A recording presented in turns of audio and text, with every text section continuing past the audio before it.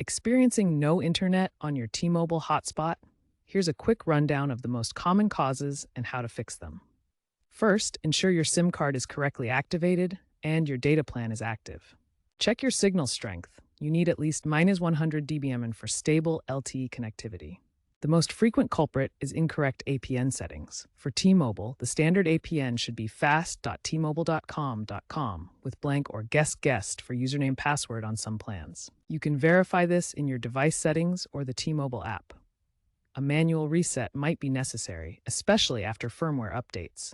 Restarting the device is always a good first step. Finally, network congestion, especially in rural areas, can cause intermittent outages. T-Mobile's 5G coverage now reaches 99% of the U.S. population, so consider upgrading to a 5G-compatible hotspot if available. If your T-Mobile hotspot isn't charging, first ensure you're using the correct USB-C charger rated at 5 volts 10 Avoid generic chargers as they may not provide sufficient power. Battery health is critical. Signs of overheating or swelling indicate a failing battery that needs replacement.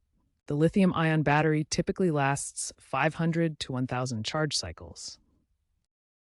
For APN issues, especially with non-standard devices or data-only plans, manually configure the APN. In some cases, internet might work better for data-only plans. You can usually do this through your hotspot's web interface or the T-Mobile app.